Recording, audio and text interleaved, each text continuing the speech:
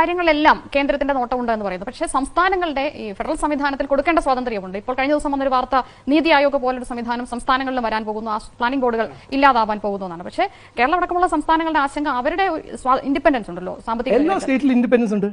ഇന്നിപ്പോൾ GST 1.4 lakh crores collection ആണെങ്കിൽ അതിന്റെ പകുതി സ്റ്റേറ്റ്സിനല്ല പോകുന്നത്. കേരളന്റെ GST കളക്ഷൻ നോക്കുമ്പോൾ റെക്കോർഡ് കളക്ഷൻ അല്ലേ. കേരളന്റെ സിറ്റുവേഷൻ ഇസ് സംവാട്ട് യുണീക്ക്. അതിന്റെ യുണീക്നെസ് എന്താ യുണീക്നെസ്? ഈ 60-65% വർഷത്തിൽ we have not created a sustainable economic model. കേരളയിൽ പ്രോബ്ലം എന്താ? ആന്ധ്രയിൽ, തമിഴ്നാടിൽ, കർണാടകയിൽ, തെലങ്കാനയിൽ എല്ലാം പുതിയ ഇൻവെസ്റ്റ്മെന്റ് വരുന്നുണ്ട്.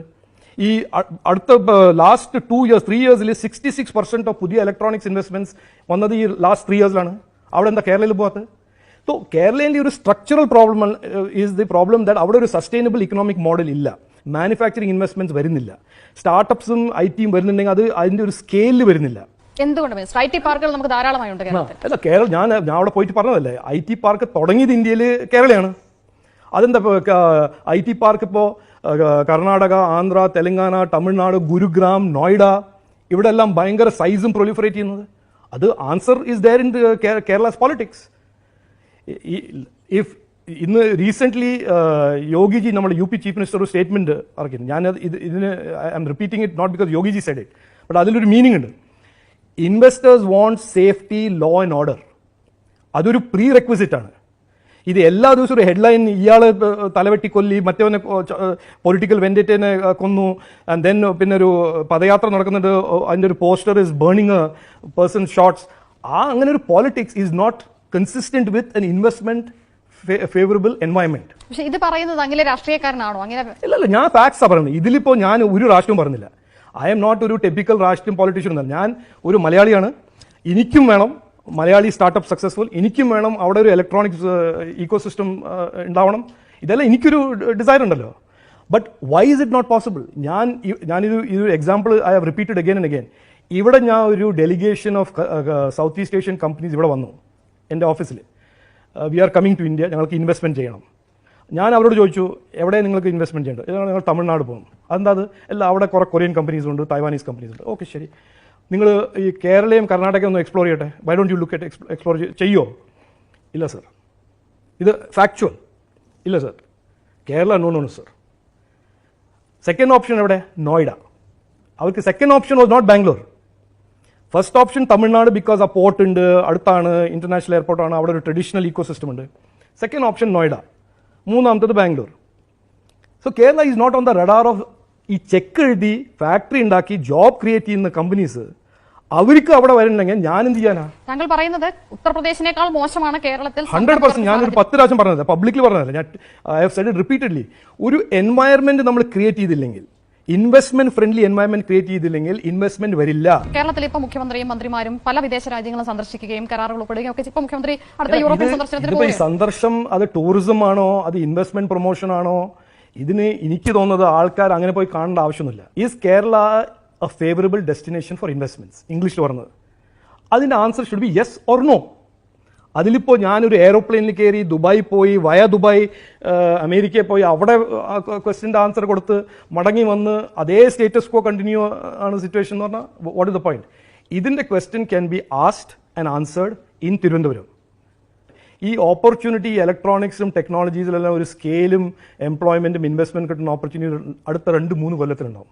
നമുക്ക് ഡിസൈഡ് ചെയ്യണം, പ്രൈം മിനിസ്റ്റർ നരേന്ദ്രമോദിജിന്റെ ആ മോഡലാണോ, സീതാറാം യെച്ചൂരിന്റെ മോഡലാണോ? പ്രൈം മിനിസ്റ്ററുടെ മോഡലിനെ കുറിച്ച് താങ്കൾ പറയുമ്പോൾ ഇത്രയുമായിട്ടും രാജ്യത്ത് തന്നെ ഏറ്റവും എഡ്യൂക്കേറ്റഡ് ആയിട്ടുള്ള സൊസൈറ്റിയാണ് മലയാളികൾ. അവർക്ക് എന്തുകൊണ്ടാണ് അതെന്തുകൊണ്ടാണ് അവർക്ക് ഇപ്പോഴും കൺവിൻസിംഗ് ആവുക? ഇപ്പോ talented youth is migrating out of Kerala but in India.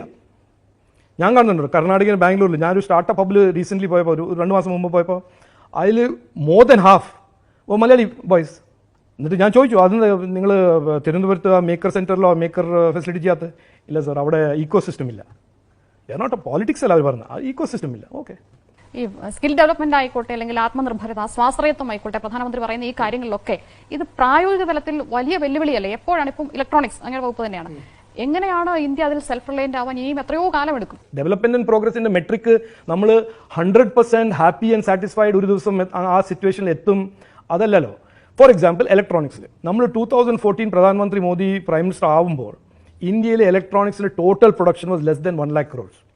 ഈ free trade agreement, China imports എല്ലാം നമ്മുടെ electronics industry had been devastated. ഇന്ന് we are 75 billion, 5.5 almost 6 lakh crores.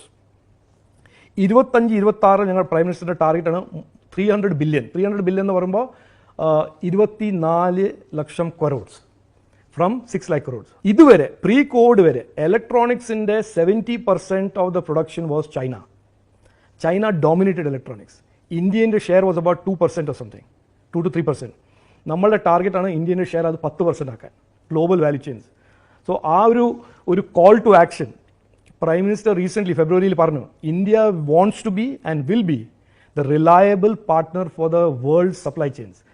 അതിൻ്റെ അർത്ഥം we will be the trusted partner to make for the world's consumers and Indian consumers. പക്ഷേ അതിൽ ഈ not നിരോധനത്തിന്റെ കാര്യം പറഞ്ഞതുപോലെ റിസ്ക് എലമെന്റില്ല. ഉദാഹരണത്തിന് ഇപ്പോൾ പ്രതിരോധം, ഡിഫൻസ് മേഖലയിൽ സ്വാശ്രയത്വം എന്ന് പറയുമ്പോൾ ആ ഒരു കാലം എത്താനുള്ള ആ സമയത്തൊരു റിസ്ക് ഇല്ലേ? Change is not without opposition, change is not without some disruption. But Prime Minister's philosophy, weaker sections of society, vulnerable sections of society will always be protected through an extensive welfare social security scheme. അപ്പോൾ disruption ഉണ്ടെങ്കിലും അതിൻ്റെ pain, അതിൻ്റെ impact should be minimum for those who are at the bottom of our society. അതാണ് കോവിഡിൻ്റെ ടൈമിൽ despite Rahul Gandhi, Chidambaram ഇതെല്ലാം ഭയങ്കര economics അല്ലേ, അവരെല്ലാം പറഞ്ഞില്ല അമേരിക്ക മാതിരി സ്റ്റിമുലസ് ചെയ്യണം, അത് നമ്മൾ ചെയ്യുന്നില്ല, നരേന്ദ്രമോദിജി ഈസ് റോങ്. ഇന്നെന്താ വേൾഡ് പറയുന്നത്? അമേരിക്കയിൽ runaway inflation. American secretary of treasury says we made a mistake on over stimulating the economy. And prime minister Narendra Modiji's prime minister Garib Kalyan Anna Yojana, which is food distribution, was the right solution. പ്രധാനമന്ത്രി യഥാർത്ഥത്തിൽ ആഗ്രഹിക്കുന്ന പുരോഗതി എന്നുള്ളത് രാജ്യത്തെ എല്ലാ ജനങ്ങളെയും ഉൾക്കൊള്ളുന്നതായിരിക്കണം. പക്ഷേ പ്രധാനമന്ത്രി നരേന്ദ്രമോദിയുടെ ഭരണത്തിന് കീഴിൽ രാജ്യത്തെ ന്യൂനപക്ഷങ്ങൾക്ക് ആശങ്കയുണ്ട്. അത് ഒരു രാജ്യത്തിന്റെ ശരിയായ രീതിയിലുള്ള വളർച്ചയാണോ സൂചിപ്പിക്കുന്നത്? പ്രൈം മിനിസ്റ്ററിന്റെ ഡെവലപ്മെന്റ് ഐഡിയോളജി, പൊളിറ്റിക്കൽ ഐഡിയോളജി അദ്ദേഹം റിപ്പീറ്റഡ്ലി ക്ലാരിഫൈ ചെയ്തിട്ടുണ്ട്. സബ്കാ സാത്ത്, സബ്കാ വികാസ്, സബ്കാ വിശ്വാസ്. അതിൽ 3 വേർഡ് ഉണ്ട്. സബ്കാ സാത്ത് എല്ലാവരും കൂടെ, സബ്കാ വികാസ് എല്ലാവരുടെ ഡെവലപ്മെന്റ്, സബ്കാ വിശ്വാസം എല്ലാവരും കോൺഫിഡൻസ് എടുത്തിട്ട്. അതൊരു he believes in it. And ഈ 8 കൊല്ലത്തിൽ ഹിസ് ആക്ഷൻസ് ഒരു ഡിസ്ക്രിമിനേഷൻ അഗേൻസ്റ്റ് എനിബഡി ആരെങ്കിലും കാണിച്ചു തന്ന, ആരെങ്കിലും പറഞ്ഞു തന്ന, I am willing to accept that argument. Minister പൗരത്വ നിയമം, ട്രിപ്പിൾ തലാഖ്, കശ്മീരിന്റെ പ്രത്യേക പദവി എടുത്തുകൾ, ഇതെല്ലാം അതല്ല. Discrimination is not triple talaq ആണ് ഡിസ്ക്രിമിനേഷൻ ആയിട്ട് if you count it. Any attempt to create a level playing field and non-discrimination of Muslim women, if you consider it discrimination against Muslim, അത് താങ്കളുടെ ഒരു വ്യൂ പോയിന്റ് ആണെന്നല്ലോ. I don't consider it discrimination. If പ്രധാനമന്ത്രിയും ഗവൺമെന്റും പാർലമെന്റും decide ചെയ്തിട്ട് women Muslims have to be given dignity in life, അവർക്ക് ഇങ്ങനെ ഒരു ട്രീറ്റ്മെന്റ് പാടില്ല എന്ന് ചെയ്താൽ അതൊരു മുസ്ലിംസിന്റെ അഗേൻസ്റ്റ് ഡിസ്ക്രിമിനേഷൻ ആണെന്ന് പറഞ്ഞാൽ ദെൻ അതൊരു ഫണ്ടമെന്റൽ അതൊരു fundamental redefinition of the word discrimination. അതൊരു വേറെ ഇഷ്യൂ. ഡിസ്ക്രിമിനേഷൻ എന്ന് പറഞ്ഞാൽ സർക്കാരിന്റെ ഒരു സ്കീമോ, സർക്കാരിന്റെ ഒരു പ്രോഗ്രാമോ, സർക്കാരിന്റെ എനി കോണ്ടക്ടോ അതിൽ എന്തെങ്കിലും ഒരു ഡിസ്ക്രിമിനേഷൻ ആരെങ്കിലും കാണിച്ചു തന്നാൽ I am willing to resign tomorrow and go. ഒരു traditional political narrative has been created to fear monger. അതൊരു 65 കൊല്ലമായിട്ട് നടക്കുന്ന ഒരു സാധനമാണ്. അത് പെട്ടെന്ന് പോയില്ല എന്ന് I accept it. But over time minorities അവർ പ്രൈം മിനിസ്റ്റർ മോദിജീൻ്റെ കോണ്ടക്റ്റും അത് സ്കീംസും ഹിസ് റിപ്പോർട്ട് കാർഡ് നോക്കുമ്പോൾ അവർക്ക് തന്നെത്താൻ കോൺഫിഡൻസ് വരും. കേരളത്തിന്റെ പോളിറ്റിക്സിനെ പറ്റി in my opinion I am very clear. ഞാൻ മാർച്ചിൽ ഞാനൊരു സർവേ ചെയ്തു കേരളത്തിൽ, എൻ്റെ ലെവലിൽ, നോട്ട് പാർട്ടി നോട്ട് ഗവൺമെന്റ്.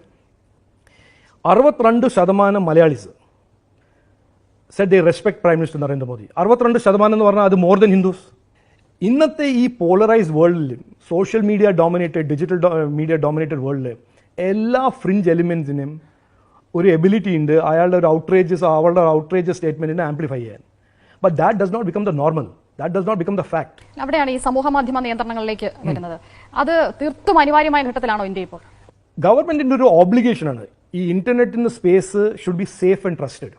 ഈ freedom of speech when it conflicts with safety and trust, ഇത് under the constitution also under article 19(2), freedom of speech is not an absolute right.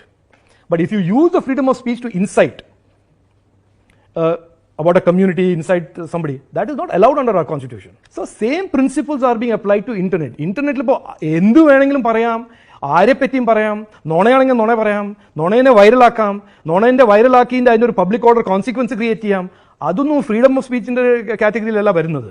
So നമ്മളൊരു we are creating a culture of accountability that these platforms become more accountable for safe conversations, for conversations that don't allow criminality, child sexual abuse, pornography, trafficking, drugs, terrorism, all of these things, the platform should automatically have methods of preventing some unlawful and criminal activities. ആ ഡയറക്ഷനിലാണ് ഞങ്ങൾ പോകുന്നത്. But എന്ത് ചെയ്താലും, എന്ത് ലോയും policy ഉണ്ടാക്കിയാലും അത് public consultation ചെയ്യും. 5G എത്തിയിരിക്കുന്നു, എത്താൻ കുറച്ച് വൈകിയോ, ഇനി അതിന്റെ സാധ്യതകൾ മിനിസ്റ്റർ എത്ര കണ്ട് കാണും? ഇതിൽ ലേറ്റ് ആണോ ഡിലേ ആണോ, ഇതൊരു ന്യൂ ഈറ ആണ്. ഈ 5G is a core of many other innovations and many other changes in technology. So നമുക്ക് അത് സ്റ്റഡിലി ശരിക്ക് timing with the right amount of equipment design and equipment infrastructure in India we have done it. ഞാൻ wireless ഇന്ത്യയിൽ first mobile company തുടങ്ങിയപ്പോൾ, നാട്ടിൽ I started VPL mobile first, എല്ലാ എക്വിപ്മെൻറ്റും screw driver മുതൽ സ്ക്രൂ വരെ എക്വിപ്മെൻറ്റ്, വയർലെസ് സ്വിച്ച് എല്ലാം imported ആയിരുന്നു. ഇന്ന് at least 30 to 40% of the value will be domestically designed and or domestically made. Atmanirbhar ഭാരതിന്റെ ക്വസ്റ്റ്യൻ ചോദിച്ചല്ലോ, അപ്പോൾ 0 40% of a 5G network is not a small achievement. ഇതൊരു new ഇന്ത്യൻ്റെ ഒരു അച്ചീവ്മെന്റ് ആണ്. And it is something that we should all be proud of on this prime minister's birthday. പ്രധാനമന്ത്രി നരേന്ദ്രമോദി കേരളത്തിൽ ഇപ്പോഴും പോപ്പുലർ ആണ് എന്നങ്ങ് പറയുന്നു. ആ ജനപ്രീതിയുടെ ബലത്തിൽ കേരള രാഷ്ട്രീയത്തിലേക്ക് രാജീവ് ചന്ദ്രശേഖർ ഉണ്ട്. എനിക്കങ്ങനെ കേരള രാഷ്ട്രീയം വേഴ്സസ് കർണാടക രാഷ്ട്രീയം അല്ലെങ്കിൽ ഇന്ത്യ രാഷ്ട്രീയം വേഴ്സസ് വേറെ, ഞാനൊരു പബ്ലിക് സർവൻ്റ് ആണ്. I am a public servant. I will serve Malayalis, Kannadigas, എല്ലാ സ്റ്റേറ്റിലും ഞാൻ പോകുന്നുണ്ട്. എൻ്റെ രാഷ്ട്രീയം എന്ന് പറഞ്ഞാൽ ഒരു ഡെവലപ്മെന്റ് ഓറിയന്റഡ് രാഷ്ട്രീയമാണ്. It is prime minister Modiji's philosophy. കേരളയിൽ ഓപ്പർച്യൂണിറ്റി എലക്ഷൻ പോളിറ്റിക്സിൽ ഇറങ്ങുകയാണെന്നാണ് ക്വസ്റ്റ്യൻ. അത് ഐ ഡോണ്ട് നോ, അത് എൻ്റെ ലീഡേഴ്സ് വിൽ ഡിസൈഡ്. അത് ആണെങ്കിൽ അവർ പറയും. പറഞ്ഞാൽ തയ്യാറാണ്. I never run from any challenge. എനിക്ക് all the challenges I take on. എനിക്ക് തന്ന ജോബ്സ് എല്ലാം, പ്രൈം മിനിസ്റ്റർ തന്ന എല്ലാ ജോബ്സും ഞാൻ ഡ്യൂട്ടിഫുള്ളി എക്സിക്യൂട്ട്. ഇതൊരു ചാലഞ്ച് ആയിട്ട് തന്ന ഐ വിൽ ഡു ഇറ്റ്. വളരെ നന്ദി ശ്രീ രാജീവ് ചന്ദ്രശേഖർ. നമസ്കാരം.